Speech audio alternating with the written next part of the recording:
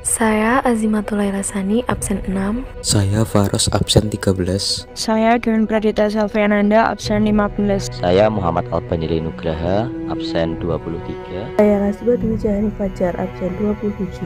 Satu-satunya planet yang bisa kita tinggali setidaknya dampak sekarang sedang terserang pemanasan global.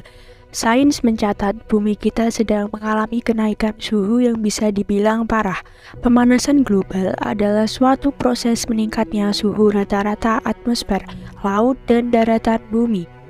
Suhu rata-rata global pada permukaan bumi telah meningkat 0,74 kurang lebih 0,18 derajat Celcius selama 100 tahun terakhir. Model iklim yang dijadikan acuan oleh proyek IPCC menunjukkan suhu permukaan global akan meningkat 1,1 hingga 6,4 derajat Celcius antara tahun 1990 dan 2100. Perbedaan angka perkiraan itu disebabkan oleh penggunaan skenario. Skenario berbeda mengenai emisi gas-gas rumah kaca pada masa mendatang, serta model-model sensitivitas iklim yang berbeda. Pemanasan dan kenaikan muka air laut diperkirakan akan terus berlanjut selama lebih dari 1000 tahun, walaupun tingkat emisi gas rumah kaca telah stabil. Pemanasan global tersebut disebabkan oleh 1. Efek rumah kaca. 2. Emisi gas rumah kaca. Aktivitas yang menghasilkan gas rumah kaca yaitu 1. Alat transportasi. 2. Peternakan dan pertanian. 3. Kerusakan hutan. Dampak pemanasan global. Pemanasan global tentu saja berdampak pada perubahan iklim di dunia. Perubahan iklim jika mengakibatkan belahan bumi bagian utara menjadi lebih panas daripada belahan bumi lainnya.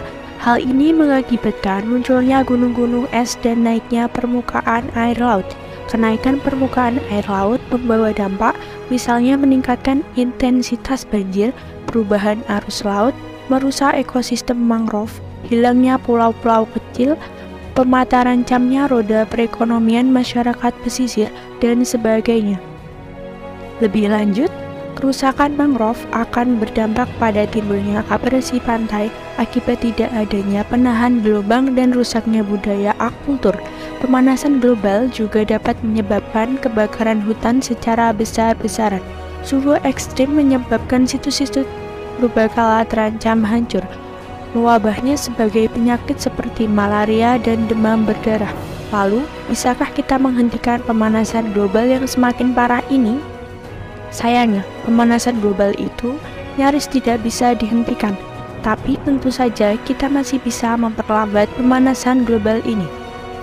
Ilmuwan sepakat bahwa kita bisa memperlambat pemanasan global dengan mengurangi emisi gas rumah kaca di udara.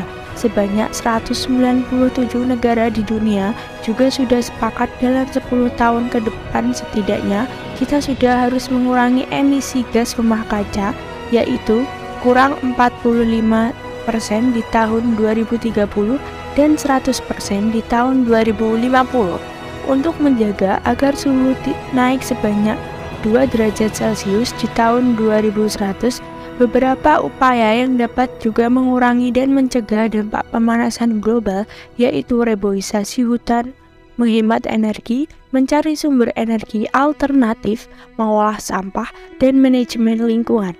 Selain kesepakatan 197 negara, ada juga konferensi-konferensi yang melahirkan kesepakatan-kesepakatan nasional terkait pemanasan global, yaitu 1. KTT Bumi di Stockholm, 2. Protokol Rio de Janeiro, 3. World Meteorological Organization, 4. Intergovernmental Panel on Climate Change, 5. United Nations Framework Convention on Climate Change, yang keenam Protokol Kyoto.